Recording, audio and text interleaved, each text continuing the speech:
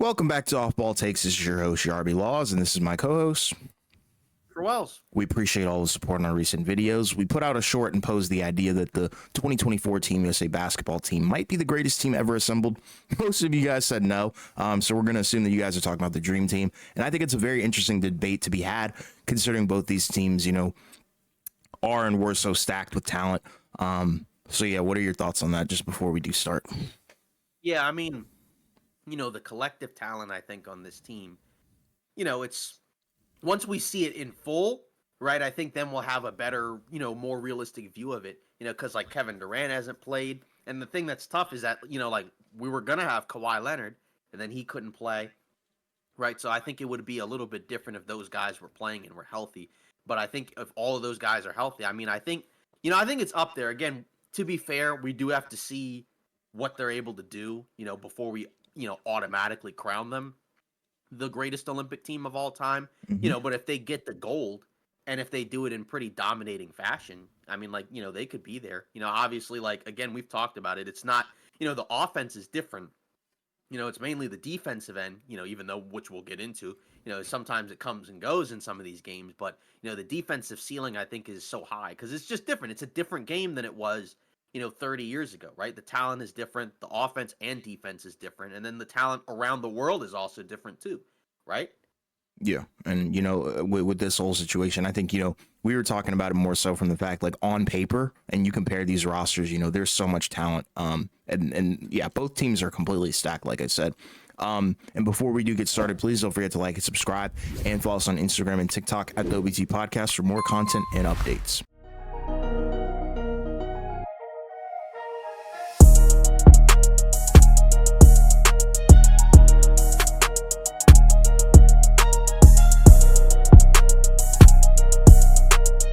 Team USA, we'll get into it now. They just played South Sudan a couple of days ago. Very nearly lost. It was definitely a barn burner. They were 43.5-point favorites going into that game, and they were down 14 at halftime. So, not a great showing, but then in the second half, right, they pulled through, right? They, started playing with more effort. They did make an adjustment because they started the second half with their second unit lineup, right, including like Bam Adebayo, AD, and others. But, the starters ended up kind of closing the game out and, pulling out the win, right? It was kind of a interesting stretch towards the end of the fourth, right, where it looked like they were going to pull away. Then South Sudan comes right back and, takes a 1-point lead, right? Then they give the ball to LeBron. He drives the lane and lays it in, and they score. Then you got to get a stop. And it looked pretty bad initially, right? I think it was Edwards, right, who seemed like he kind of lost, like the guy away from the ball, but Derek White was kind of able to come in, and close it out because they put in a all defensive lineup.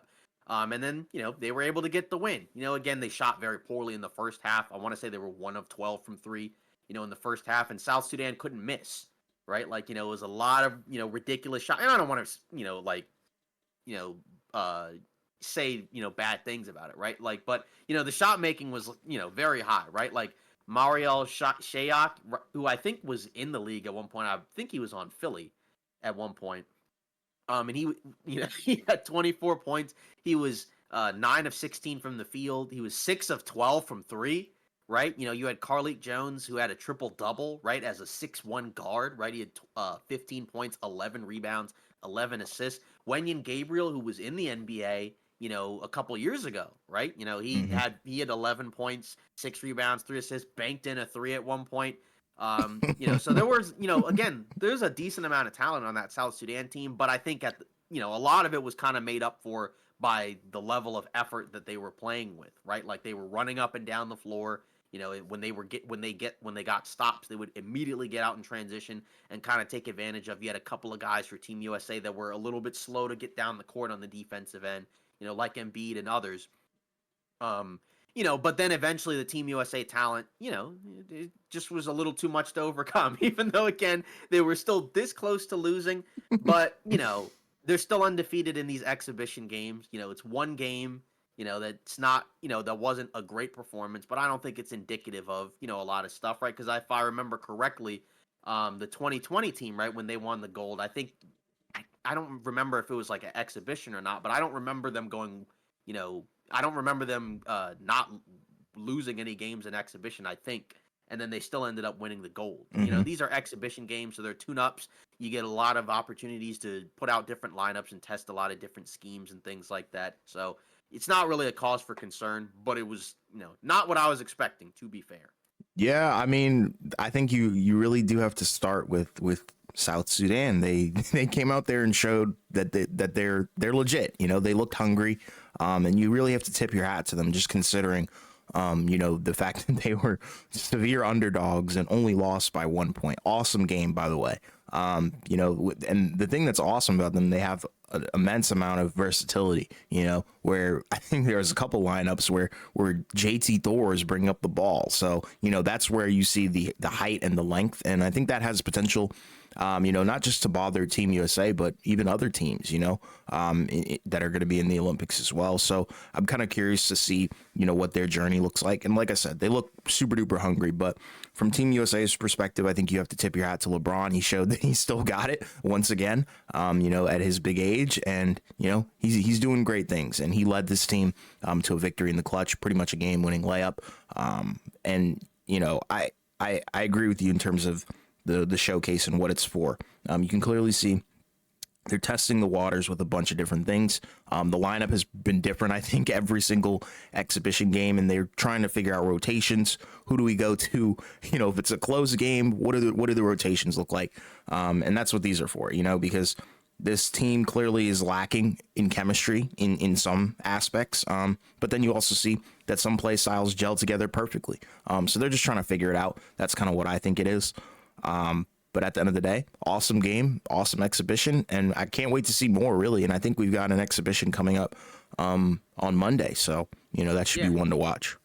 Yeah, actually, as a matter of fact, once you see this episode, that game will have probably already ended. So we'll talk about it, on our next episode. Mm-hmm. But yeah, I mean, it's going to be interesting, right? Because again, that's the last exhibition game. Then July 28th, I believe, is the first day of the real games, right? So those are the ones that count. I believe they play Serbia first, right? So what are you expecting, I guess, in terms of like assuming Durant comes back, right? And one of those guys in the starting five is going to come out for Durant.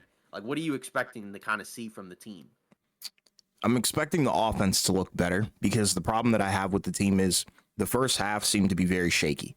And I get it, but that's because, these guys don't play together, all year, or they don't practice all together like some of these teams, because some of these teams have been pretty much the exact same, just adding in a couple of guys over the years, and really speaking about these national teams, like you look at Canada and things of that nature, like, that's a really solid group of guys that have been playing together for a long time. With Team USA, it's different because you're bringing in all these all-stars, and you're trying to figure out, what's the best way to maximize everybody and give everybody a fair shake too, because, you don't want to just have somebody on the roster not play, in terms of like the stars and the big names. But yeah, if Durant comes back, I'm expecting the offense to look significantly better, and it adds more height to your lineup as well, length as well. So, and I think, adding that is going to help them a lot, because there's some teams out there that don't have that kind of height. South Sudan does, France does a little bit. But you can clearly see like Serbia, Australia, the height matters, and the height difference for sure will, I think, make a positive impact for Team USA. So that's kind of what I'm expecting. And I'm expecting Durant to also not necessarily like take the reins, but, show us that the Olympics are kind of his forte, because I think, we all know that when the Olympics come around, KD normally turns up. Right. Yeah. And again, like that's also just adds more talent. And it's a guy that, you can plug and play, pretty easily, right? Mm-hmm. Like, he's able to do a lot of things out there. So it's pretty easy to fit him in there. Yeah. Right. So that'll be, I think, pretty cool to see. So I guess the question is, who do we think comes out of that starting five, or what even is the starting five? Because I think we're pretty much assuming Steph, LeBron, Durant, and Embiid are locked in. So then who's the fifth guy? Yeah, that's tough. Yeah, because I think we initially thought it was Edwards, but he's kind of been in and out of the starting lineup. It might be Book. You think so? It could be, but because I feel like you need a guard in there. It could be Drew Holiday. It could be Drew. Yeah. I think they're probably going to start Drew just for the defense.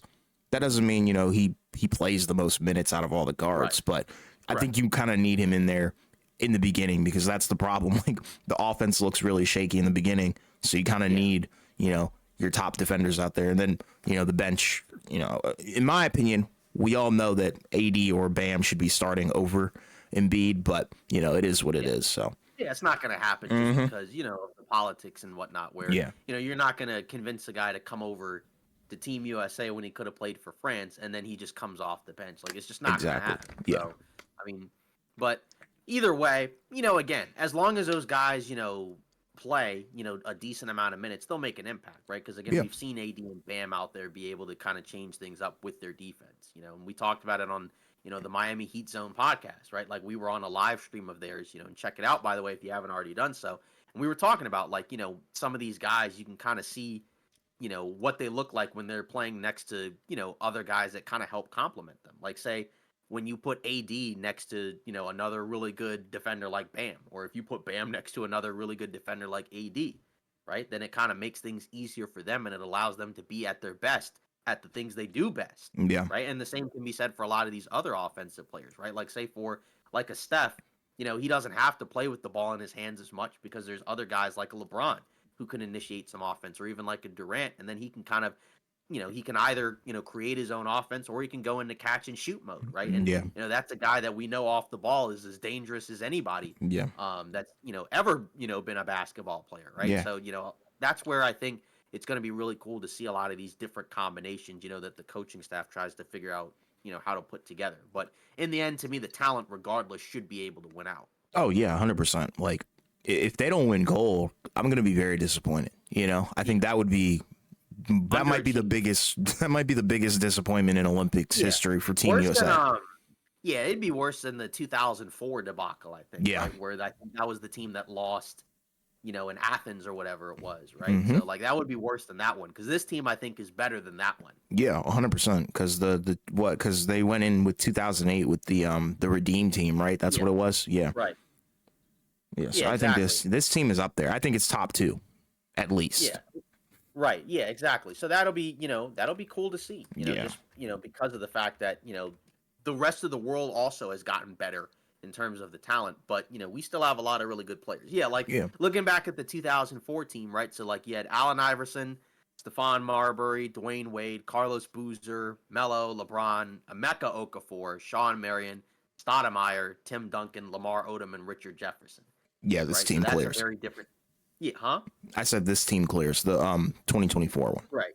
Yeah, exactly. And we're not saying this is 2004. We're saying like if they lost, it would be worse than that one Yes, because this is clearly a more talented team yes. than that one, Yeah, and right? like Yeah, like no, yeah, like who's the best player on that 2004 team? probably Braun. I don't know.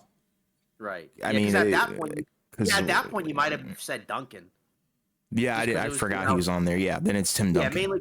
Yeah, because it was 2004, Yeah, right? I think Iverson and Duncan were the captains, right? So Duncan was probably your best player, yeah, for that one, yeah, right? But now, you know, you have a lot of other guys that are, like really close to each other, but they're all very good, right? Like you have multiple guys that are top 10 players. yeah. I mean, I think these are. It's a crazy roster. Like Yeah. just to really think about it, like the fact that we actually get to see Embiid set a screen for Curry, or like Right. LeBron and Curry with the lob. Like it's kind of just like Right. NBA fan fiction stuff, But it's pretty cool to see, and I think they'll dominate. They need to dominate. I'm not gonna say I think they need to dominate. Exactly. Yeah. So, yeah, and again, we'll keep, tabs on that because obviously that's an ongoing thing, right? As, Team USA is on their quest to get the gold medal. Yes. So now, we're getting towards the end of the summer league, right? So obviously there have been, some guys that have kind of been shut down.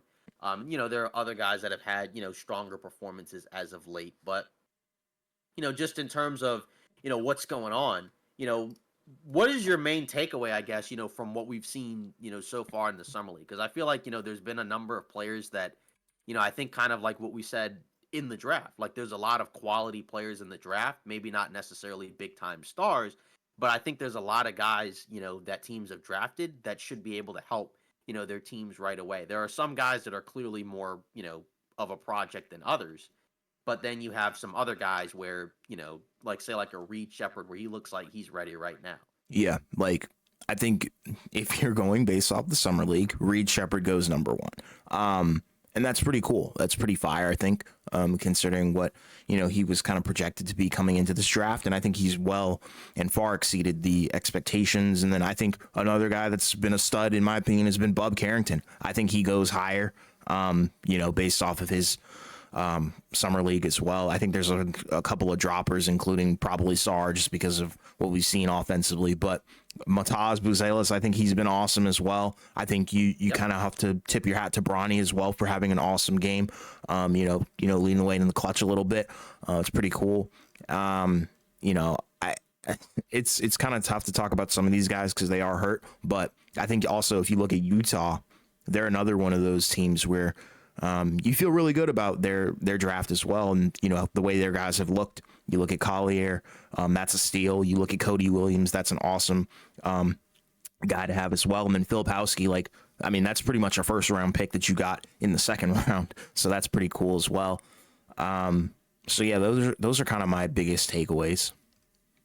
Yeah, I agree. And because again, again, the thing that we've continued to stress is that it is summer league. So you always have to be careful with, parsing things from summer league just because, the level of competition, right, is not the same as it is in the NBA.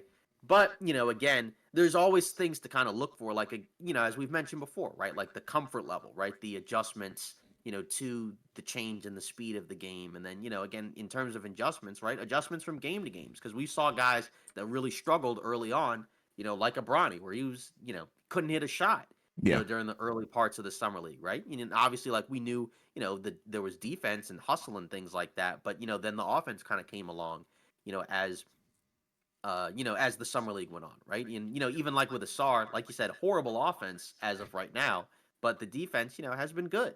Yeah. Right. And you would hope that the offense would be better, playing alongside a little bit more, talent, even though the Wizards, it's not a super talented team, but it's still more talented than, the summer league roster. Sure. So, and again, as you mentioned, right, like getting a guy like a Valanciunas, right, he can play next to him at different points. Mm-hmm. So that will help him, I guess, defensively where, he's not always going to have to bang with a super strong guy.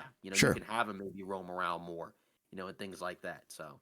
Yeah, and I think a couple other guys that I kind of forgot to mention. I think you have to shout out Kel'el Ware. He looks like the most NBA ready big man of the draft currently. Right. Like I said, it's kind of hard with Zach Edey being hurt and then Sarr looking the way that he's looked. But Kel'el Ware looks awesome. I think he fits right in with the Miami Heat. And then also Dalton Knecht. I think he's been awesome as well. And this was a guy that was kind of projected to be one of those NBA ready guys, and I think he's proven it. He looks very comfortable. There hasn't been a game that I've watched where he looks like completely rattled, if that makes sense, where, it doesn't look like there was no game where it didn't look like he belonged, you know what I mean? Or it didn't look like he didn't belong, excuse me. So he always looked comfortable. I think Rob Dillingham, that's another one as well.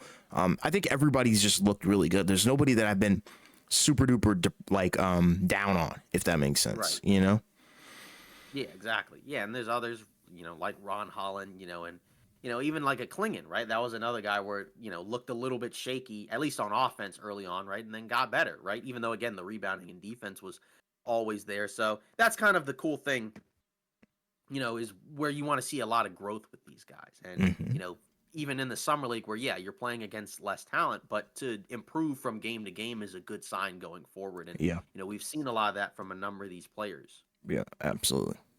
Yeah. So, the summer league title, right? I guess you have the summer league championship is between the Heat and the Grizzlies. Obviously it's a different Grizzlies team, where they do have some of their other picks, but, Edey's not out there. But, for the Heat, you do have Kel'el Ware and, I guess some of the other young guys that they have. But, again, it's not really much of a point in talking about the big summer league championship game. I know we talked about it a little bit last year, but, it's more kind of like a ceremonial thing where, again, it is kind of like a big game, environment type of thing.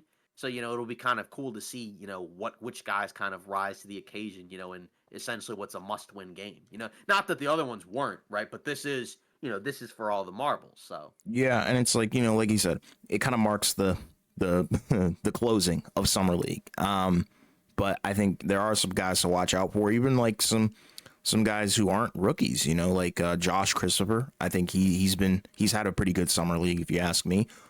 Scottie Pippen Jr. as well. He's been balling out of his mind, a triple double recently.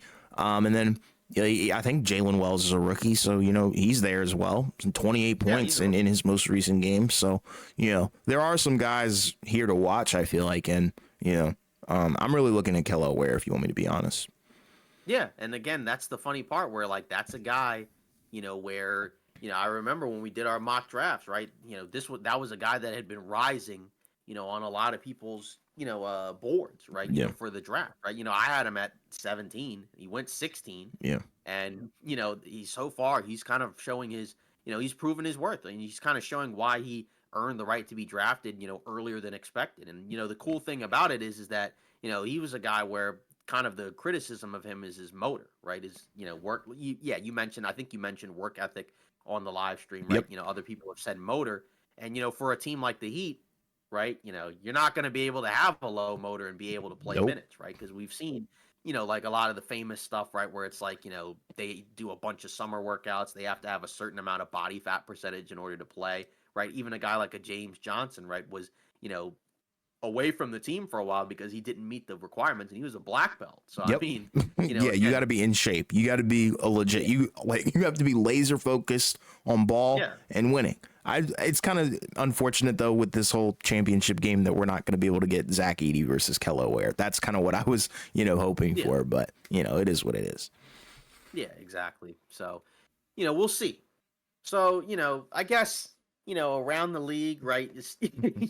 We're kind of at a point where, there's not a whole lot, going on, right? You had a few small moves, right? I think you had, the Sam Hauser extension, right? 4 years, 45 million, right? So obviously that allows him to, stay in Boston, right? That allows them to continue to bring the core back, which makes sense, right? You just won the title, so why would you really make any, shakeups or anything like that? Mm-hmm. You can give him the most money, Mm-hmm. and he clearly showed he can be a rotational piece for them. So it's a no-brainer. Yeah, makes sense to me. He's a part of their identity for sure. And the minutes that he played in the playoffs were very significant. There were times when his shot was not falling, but he was not a liability on defense. And that's kind of what I think the Celtics need. They need very versatile players, not do it all, but you need to have more than one facet to your game. And I think, him being able to defend somewhat on the perimeter and not necessarily like, he was giving it his all. That's what I would say. And then eventually, once the shot started falling, everything came together for him. So the extension is well deserved, and he fits right in. Yeah.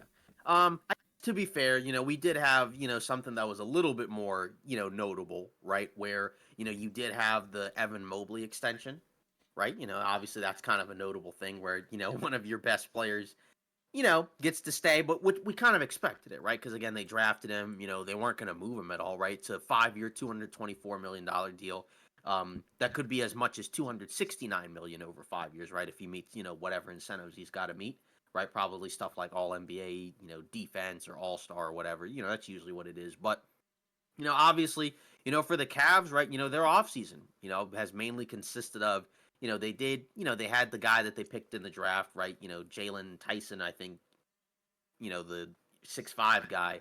But, the main stuff that they did was they changed the coach, right? They uh, kicked out JB Bickerstaff and brought in Kenny Atkinson. And then obviously now they've re-signed Mitchell to an extension. And then they've re-signed Mobley to an extension, but they haven't really done much, right? In terms of like any real changes to their roster. So, obviously, like, it's a no-brainer to extend Mobley. It's a lot of money, right, considering what he is right now as a player. But, again, in the NBA, you're usually paying guys based off of what you're looking to get from them in the future. But obviously, if he's going to be making this money, as a max guy, he's going to have to improve. And he did improve over the course of the postseason. So if he can, become, kind of a guy that can, lock down the middle, right, on defense, but then also be like a decent offensive player, right, then he can get there, right? If he, and, that's kind of what can help get him to that all-star tier. But if he's kind of the same guy where his offense is a little bit more up and down, a little bit limited, for one reason or another, then that's going to hurt him. And it's tough because it feels like him and Allen just don't really fit together, as an offensive pairing, unless Mobley can, become more of a perimeter guy. But then that also kind of takes away from, what he can do around the basket. He's a good athlete, he's got good hands and things like that. He's not a clumsy guy, right? So, that's rough. So I do kind of wonder, with Cleveland, I guess you're just running it back, but is running it back good enough? I mean, I guess again, you can't let Mitchell walk, right? So worst case scenario, is you re-sign him and then maybe you trade him later, Hmm. so that's fine, right? But I'm just kind of curious, like, where does Cleveland see themselves in the Eastern Conference? Because I mean, does it feel like it doesn't really feel like they've really improved much from where they were last season, and there are other teams around them that have gotten better.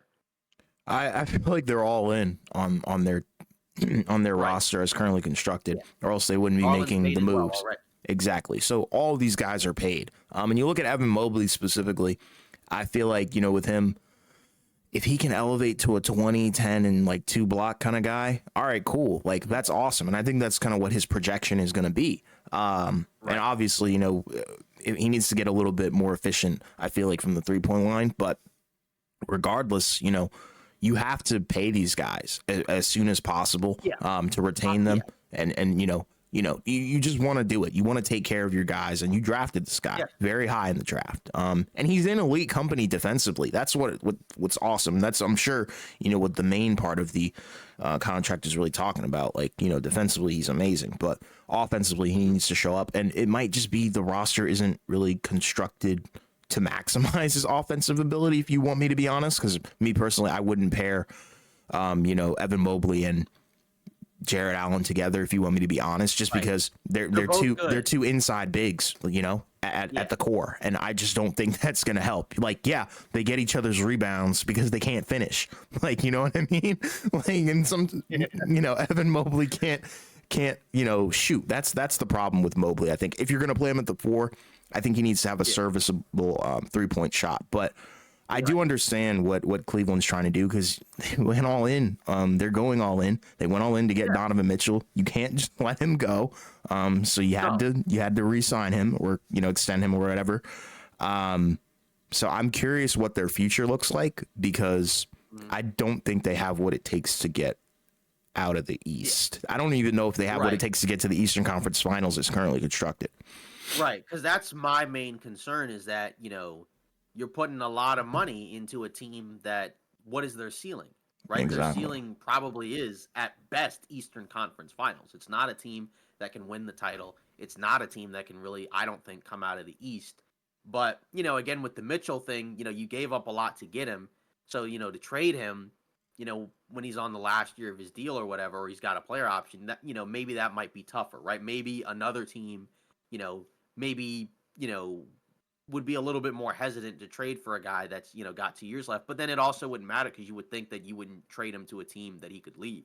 Like, if you're a team that wants him, you wouldn't trade for him thinking that he might leave. So that's where it becomes a little bit complicated. But I think the main thing that we're kind of speaking to is Cleveland, they're running it back because they probably just feel like we don't really have much of a choice. Again, we thought that it may be better to move Mitchell and just kind of build around the young guys and just kind of, not start from scratch, right? But maybe move yourself down a peg a little bit, just because you're probably not quite good enough. But, if they're going all in, they still haven't done enough to, like I said, to me, to really change where they are in the Eastern Conference tiers, right? Because, like, they're not better than Boston.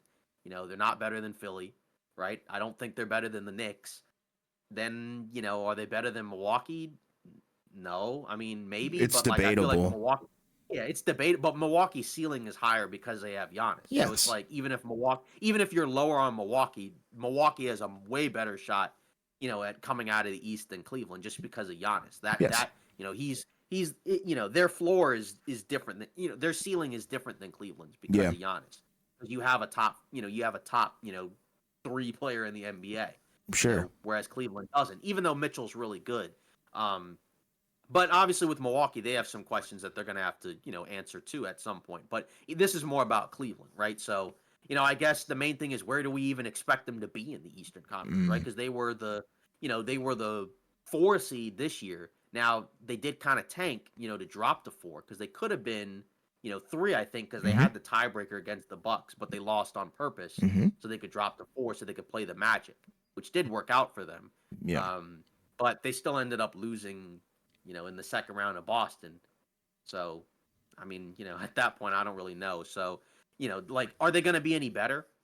Because, like I said, I think so. I don't think so. No, I think they Like, maybe honestly. they might be a little better, but not enough to make much of a difference. I think they take a step back. Not necessarily like to Okay. the point where, they drop all the way down to like 7 or 8 or anything like that. I just feel like they maybe go down a peg where it's like maybe they go to 5 Right. because I feel like Orlando is the team that's like Right. on everybody's tail in the East, because Yeah, you're banking on Paolo progressing a little bit more than Mobley, That's a good point too. Yeah. And that's a good point too, is that, there's going to be, a team like Orlando had a worse record, but, especially if Paolo takes the leap that we think he'll take, then, they could be better than Cleveland, Yeah. right? So, especially since their roster, makes a little bit more sense now, with some of the moves that they made, right? So, that'll be something to kind of look for, but that's kind of the issue because again, Cleveland went to the second round. So if you're going to tell me that they're going to do better than the second round, It's Eastern Conference Finals or Finals. Yeah. No. Yeah. No. Yeah, And I feel like last season we saw, Donovan Mitchell and Darius Garland probably can't coexist, And that's not to say like, the offense looks horrible. I think it's really more so defensively. Yeah, their best stretch of the season, at one point, right, was like, when like I think Mobley was out and Garland was out, and it was just Mitchell and Jared Allen basically, and the other guys around them. Now, obviously, with the other talent, your ceiling is higher, and it's the regular season. So, like, they could still probably win, a decent number of regular season games. It's just, again, in the postseason, I just don't think that they'll be good enough to be able to compete with the guys at the top. And so, if that's the case, then, what's the point? I mean, I guess because, like, because it's tough because they're not bad enough to be, like, in the weird middle part, like mid part of the NBA, but they're also not good enough to be in the upper tier, but they're also not bad enough to be in the horrible tier. Right. Because, if you're in the horrible tier, you're not very good. You're a stinky team. Right. But your goal is to get some draft picks, and add some young talent, along the way. If you're in the upper tier, your goal is to try to win a championship, right? But like how many teams is that? Like maybe 8 at the most, right? Yeah. And Cleveland is not one of those 8 teams. So so if that's the case, where are you going? Like what's the direction for Cleveland? What's the end game? Like is their goal to win a championship? Is their goal to, because they already, went out of the first round, right? They lost in the first round the year before. Then this year they, got out of the first round and then lost in the second round. So I just don't know. Like I don't think I don't think they did enough to get better, but they might still win enough games where they might convince themselves to continue to, keep this team together. I guess the other question, that we should probably ask is also, is there a move where if they did it, then you would put them in that tier? Because I think that's kind of the more important thing. Because it'd be one thing if like we're not there, but if there's a move we can make that could put us there. But then also like if there's not really much that it could be, then what is it? But It's tough. You don't think so? I mean, like in theory, maybe if you move on from Donovan Mitchell, but what are you getting in return? That would be my question. Because I also don't know, and the NBA world doesn't know. Like, is Donovan Mitchell the reason that they can't, progress any further, or is it the team? I'm more on the case of like it's the team and the construction and the cohesiveness of all the things. But maybe there is a world where you get rid of Donovan Mitchell and get some insane package back, but I don't know what that would be. Or, another one would be maybe Darius Garland. You move on from him, but I feel like that probably helps out the team receiving Garland more so than Cleveland. Right. Yeah. Because, if you're moving Garland, then what are you getting back? Right. You're just getting back another guard that's worse. Is it, but maybe a better fit that's not as expensive, because it's kind of a tough conundrum because it's like, if you build a team around Donovan Mitchell where he's your best player, what's your actual ceiling? But then you kind of look around and and you'll see like, hey, the Knicks are building around Jalen Brunson and, they're making moves where, are they going to win the championship next season? Probably not. But, they're, they'll be in the mix, right? They'll be in the mix more than Cleveland. But, they've also done, I think, probably a better job at building their team, around Brunson. Right? Yeah, that's how you go all in on somebody. Right. So that's the big difference, because, before, and with Brunson, they signed him to the Knicks. And then since they've had him, then they've kind of made moves, around him to make more sense. Whereas like with Cleveland, they kind of just traded for Mitchell and brought him in. And, the team kind of was what it was before, except you sent out a couple guys, but, the fit isn't quite as seamless. So that's kind of the main thing. Because I feel like with as much talent in the NBA as there is now, it may be easier to build like a contending team around a guy that isn't viewed as like a consensus top 5 guy. Yeah. Right? We like, because there are people that don't think that Tatum is, in that tier, but obviously like, they found a way to put together, a championship team around him. 100%. But there are other guys that are worse than Tatum, right? That if you put a good team around them, right? Like, they could be really good. So and that's because of the combination of, the players being really versatile and the talent. Because say like a Jason Tatum, even if you don't feel like he's in that tier, he's still a versatile enough guy where there's a lot of different types of players that you could put around him, and he can kind of fit in around that, right? Because we talked about that on the Heat Zone podcast, where having a guy like that who can do a lot of different things just makes it really easy, to put certain types of players around them versus maybe like a guy that can only really do one thing at a really high level. Exactly. Right. And with Donovan Mitchell, like his game is very different. Right. He's very ball dominant. He needs the ball in his hands. We know he can shoot. He has the athleticism as well. But at the end of the day, he's a small guard. I think he's very limited in what he can probably do for a team in the postseason, if you want me to be honest. And I feel a team with him on it as your number one option, with the kind of supporting cast Cleveland has, I just don't see it. Right. I don't see it. Yeah, I think, like say with Brunson, the supporting cast, at least on paper, makes a good amount of sense, right? Yes. Maybe they make an adjustment, or a tweak, with one of the guys on the roster, maybe, Randall is moved, or maybe he stays, right? Or maybe they move Robinson or something else Randall. like that. Right. But say like with the Cavs, the supporting cast is a little bit different and it's not as seamless of a fit. And that's the main thing, right? And it's like, because some of those guys can fit next to Mitchell. It's just they don't all fit together. Yep. Right? Because again, because like Allen and Mitchell, right? That can fit. Honestly, Mitchell and Mobley can fit. Yeah. But those 3 guys together, and then with Garland, it just doesn't feel like it fits as well, right? Like they'll still win games because of the talent, as long as they're relatively healthy. But they're not going to be able, I think, to make like a serious run, in the East, right? Because it's just like, I just don't really see it. Yeah. But like they could get to the second round again, but they would need some more favorable matchups, right? Like Boston doesn't need a favorable matchup because they're just that good. Whereas like, and that's not fair to compare them to Boston, but if you're Cleveland, right? Like, I mean, I don't think your goal is to just be a first round exit every year. Yeah, right? I mean the end game should be maybe Boston. Like you should want to get to that level. So, another move, right? A little bit of a smaller one, right? So Zaire Williams, who we talked about at different points in terms of we didn't know what the Grizzlies were going to do with him. Well, now we know what they're going to do with him. They traded him to the Brooklyn Nets. They traded him along with the 2030 second round pick from Dallas to the Nets for Mamadi Diakite. And that's basically it. And it's kind of wild because that was the former 10th pick in the NBA draft. And, he started off okay, right? But then just never really, just never really was able to kind of really find anything, right? Because again, he played a little bit for the Grizzlies, right? I think at one point, if he didn't start, he played a decent amount. Zaire Williams, right? But then eventually he just kind of fell out of the rotation. He's got some shooting issues or whatever. And it just feels like he's just kind of I don't know. It just feels like he's just maybe not really that great. I'm trying to not really be mean or anything, but just in general, it just feels like so far he hasn't panned out, right? Like, I don't know if bust is the right word, but, he's a top 10 pick and hasn't really done much up to this point. So, that's kind of a problem there, right? So, we'll see what he does in Brooklyn, but, again, we'll talk about it from the Grizzlies' perspective first, right? Obviously, like, you basically dumped the 10th pick of the draft from 2021. So that's not really great. Not for Memphis, but, I guess it kind of is, right? Because I think they also traded up to get him or whatever, right? Yeah. I mean, it's a weird situation because I feel like coming into the league, he was kind of projected, not like with like star talent, but I think people thought he would be like a very serviceable kind of like 6 man kind of guy. You kind of like Right. the frame, and he's young too. He's 22. You know, that's the Yeah. thing that's really unfortunate.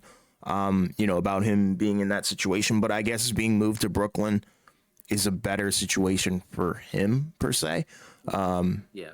But with Memphis, I get it. I get it 100%. And I feel like looking back on it, he probably just shouldn't have been a lottery pick, if we're being honest, Right. considering, the talent that was potentially available at that pick, and trading up for him seems like a big mistake. But, he never really gelled. I think he never really got it together because I think, if you're looking at Memphis, you're kind of wanting more shooting. I feel like shooting and defense. And unfortunately, he pretty much did not have either of those things. So that's mainly why he fell out of the rotation. And he wasn't all that great in college, if you want me to be honest. Like coming out of high school, like he was pretty highly recruited and all that stuff. But then you look at the college numbers and you're like, okay, maybe he shouldn't have been a lottery pick. Right. Yeah. Because the Grizzlies pick was Trey Murphy. The Pelicans pick was Zaire Williams. Mm-hmm. So, I think if you're, Memphis, you would have probably preferred to have taken him, Yeah. Murphy. But I don't think Murphy was viewed as a top 10 pick, right? And I No. think that trade happened before the draft. So they would have been picking for each other. So it doesn't really work like that. But Yep. like you said, the main thing is that it was probably a mistake to pick him that high. Yep. Just because, again, he didn't, because people talked about that draft at that time. And I don't think he was viewed as like as a top 10 pick, right? No, I didn't. Right. I thought it was a reach, if you want me to be honest. Right. So, and that's the rough part because if you're Memphis, right, he's in year 4. So now he's going to be a restricted free agent next offseason, right? And then it's like, they probably don't want to pay him. I do kind of wonder, like, for Memphis, who becomes the starting wing, at this point, right? Because, you would think maybe they just kind of go small with Marcus Smart, because they traded 2 first-round picks to get him. So, does he start? Do they start G.G. Jackson, right? Who played more 4, for Memphis while all those guys were out? I don't really know. So, like who is the starting wing for Memphis? Or is it like Vince Williams? I don't know. I think it should be G.G. Jackson. I think he's shown, and even in summer league, you kind of saw a little bit of growth from him as well. But I think he's got what it takes to be a starter, and he proved that last year for sure. He's young, he's got tremendous upside, and I feel like that's something that you need. You need guys that can actually get the job done in terms of shooting and playing some defense, and using your length as well. So that's kind of what I'm looking forward to. And then I think Brandon Clark is going to be healthy too, right? But yeah, and he's the backup. Yep. Center, I guess. Yeah. Right? Because who's going to be the 4?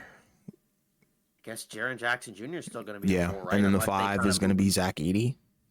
right, unless it's someone else. Yeah, I'm curious to see what Memphis looks like, but I think they're going to be back in the swing of things. Right. Yeah. And after Zaire Williams, right here, some of the guys that were picked after him: James Bouknight. Yeah, that's another Josh one. Primo, That's another one. Chris Duarte. So that's 3 guys that were not necessarily panned out Mhm. so far. Moses Moody, right, who's Mhm. fine, right, doesn't play consistently for Golden State, right, but as of right now, a better player than Zaire Williams. Corey Kispert, right, Mm. that's the Wizards pick, as you know. Mm-hmm. Alperen Şengün, Mm. Trey Murphy, 3rd, Trey Mann, Kai Mm. Jones, Jalen Johnson. So those are the 10 guys Yeah. basically that were picked after Zaire Williams. So the top half of that list is not great. The bottom half of the list is significantly better. Yeah, I mean, So but who could have predicted that though? Like, Right. at the end of the day, Yeah, I feel like that pick will still go down as a reach. But say they pick somebody else, like if they draft Right. Corey Kispert, does that make a difference for them? Probably not. Yeah, like I mean, it's a more playable guy, so it'd be 100%. better to have than Zaire Williams. But again, the problem is that I don't think Kispert would have gone 10th overall. Like that's No. kind of like that would have been a reach, at that time too. And he's Exactly. like a better player, but and that's the tough part about why the draft is very difficult because a lot of it sometimes will be hindsight because you'll look back and be like, oh man, how could this guy not have gone?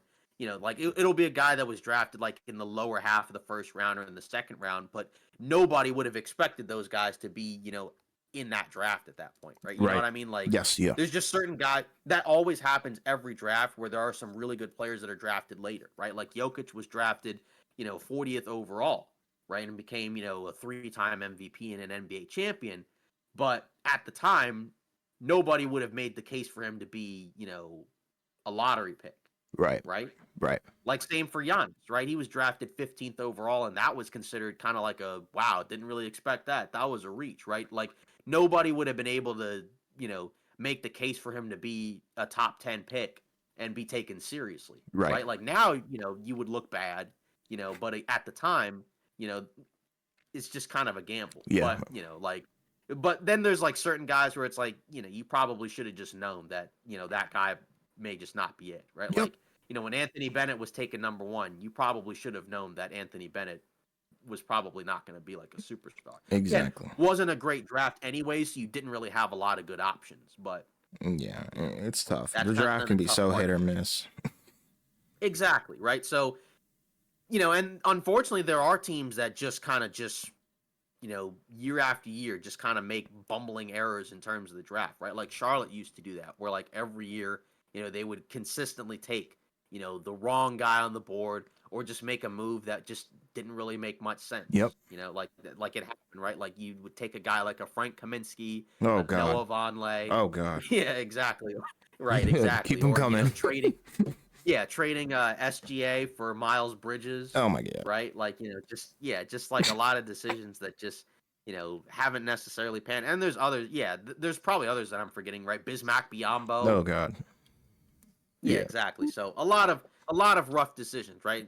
So there are teams that will do that, a lot, Yeah. but it is the draft part is tough just because of the fact that you're not going to hit every year anyways, but there are certain years where depending on the pick that you have to be able to hit, right? Yeah. Like if you have a top 3 pick, you can't mess that up, right? Yeah. Just because it's not very common to have, like a top 2 or 3 pick, every single year.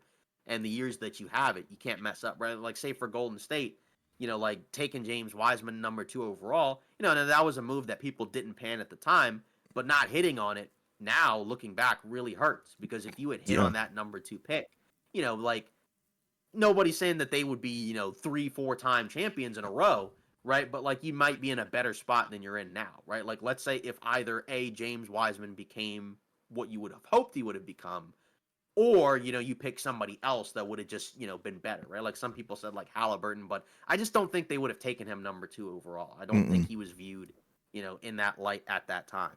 Yeah, that's kinda- Halliburton's draft story is really interesting because I remember I think it was earlier in the season we kind of talked about it briefly, but there was he didn't know where he was going to go, like, and that's the thing, like, because he was so people were high on him because of what he's able to do with the ball in his hands, but then they were low on him because of his jump shot form.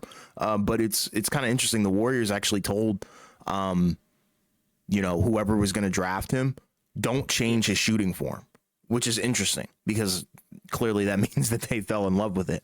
But yeah, it's tough because, looking back on that draft, if James Wiseman is a hit or you pick somebody else, your championship window is probably extended just a little bit, versus where it's at now. I mean, look at it. The dynasty pretty much fell apart.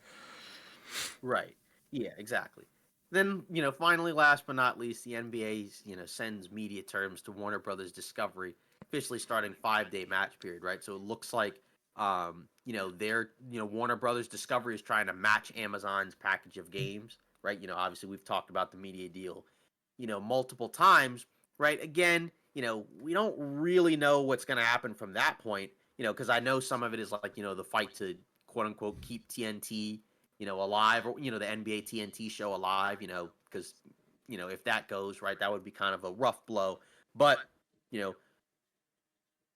mainly like, the big picture takeaway is mainly that, this big NBA media deal, should kind of create, some interesting long-term prospects, right? Because it sounds like, at a certain point, we're going to get some expansion, right? And I guess, again, the main question kind of remains like, what are the most likely teams, areas for expansion, right? People have mentioned Vegas, people have mentioned Seattle. right? And I feel like we're probably kind of in the agreement, right? As in like those should probably be the most likely scenarios, right? Yeah, I would say Vegas. I would say Nashville. Um, Hmm. I would also probably say Seattle as well. Yeah. Right. Yeah, yeah, exactly. And then I think the deal also includes WNBA games, right? So, then that means that they're going to get a piece of the pie as well, right? So they'll be part of the media deal. I think they're getting expansion teams as well, right? I think they have one that's going to be in San Francisco, right, under the Golden State umbrella, right? And then I think they're going to have a future one in Toronto, right? The name hasn't been determined yet, right? I know that's going to happen. But, for the NBA it'll be funny, right? Because then um, if you bring in those expansion teams, right, then that means to balance it out, you're going to have to move a team from the West over to the East. So the question is, which team in the Western Conference probably should be moved over to the East? I said something stupid. The Grizzlies. I think the Grizzlies should move Okay. over. Um, Hmm. maybe New Orleans. Right. One of I think those those are two. probably, yeah, I think those two teams, because like, mainly because, again, like distance wise, like they're not in the West, right? Right. Especially like, like say like Tennessee, if a state borders Virginia, you're not in the West, right? You're not in Not the at all. western part of the United States. Yeah, you're No. not in the western part of the United States. So, it's just not how that works. Yeah. So, it'll be interesting to see how that, happens, right? Because, we've, even in like 2K, you can add in expansion teams and then you can kind of change the teams around and kind of send them into the other conference. But, and that's going to be funny, right? Because obviously, like, honestly, if you're in the West, you may want to say like, please put me in the Eastern Conference, because then that means we're going to play more games against, some more bottom feeder teams, Yeah. as opposed to, the Western Conference where you got like 10, 12 teams that are all trying to be good at the same time. Yeah. So, I've seen you some other interesting cities. Baltimore, that would be intriguing. yeah, Jersey, yeah, and that, Pittsburgh. yeah, and Baltimore and Jersey used to be, NBA towns anyways, Yep. right? Because you had the Bullets and then you had the Nets. Yep. What about San Diego? So then that basically means that Phoenix would get pushed out of the Pacific Division, right? Yeah. Because then I Um, mean you'd basically yeah. have all five teams. You'd have one division of teams in the in all in the same state. Yeah. What about Nah, I don't think we could do another Florida one. I was gonna say Tampa Bay. What about Yeah, we had Cincinnati? Tampa, Cincinnati. I I mean, don't they've know. got I the feel like Bengals. yeah, I feel like football is probably bigger there. Just Well, so I don't know Ohio's if a they're gonna football state. exactly. So that's what I'm saying. So it's like I don't know if they're gonna care about having a second basketball team. How about Louisville? That's interesting because obviously you have college there, right? And I think you had an ABA team, the Kentucky Colonels, right? I don't know if that's going to be the name of the NBA team. Probably not. No, it can't be. Yeah, like I doubt Colonel Sanders is going to be the logo, Yeah. but that'd be kind of interesting. I just don't necessarily because there's like some places where like they're probably more so college basketball towns 100%. more so than NBA towns, right? Like say like a UConn, right? Obviously that's a big basketball school, but you're probably not getting an NBA team in Connecticut, Yeah. especially because you have one in Boston already. So you pretty much have New England covered there. Yeah, this is gonna be interesting. Like, I love talking Right. expansion because I think there was even one Yeah. story. I'm sure you're aware of this, but like Virginia Beach was supposed to be where the Kings were Yeah. gonna move, and they didn't Yeah, go. I remember that. That was about 10 years or so ago, right? Yeah, where the Kings could have moved to Virginia Beach. And I think the Kings people, they, kept it over in Sacramento because, they don't want to lose the team over there. They got a Yeah, good fan base over there.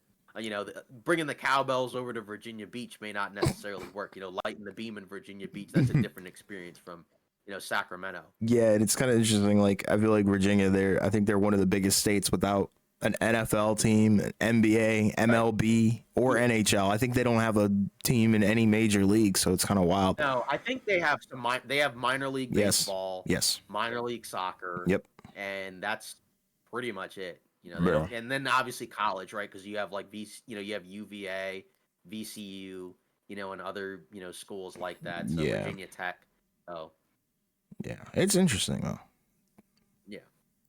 Well, that's it for today's episode of Off Ball Takes. Again, we appreciate Miami Heat Zone podcast for allowing us to be on our live stream, right? Check that out. We had a discussion that if you watched, our free agency live stream, right, you may be pretty familiar with, right, at that point. So if you want to see more of that, you go on Great. over there and like and subscribe to their channel. Obviously, if you love what we do over here, right, subscribe to this channel, like and comment on our videos. If you comment, we'll read it in the next video. So we appreciate all that. We also plan to do a live stream after, one of, some of the real Olympic games, right? So obviously you'll get some notifications, on your phones or on your devices. So make sure you hit that bell, to get those notifications, and we'll see you in the next episode or in the next live stream.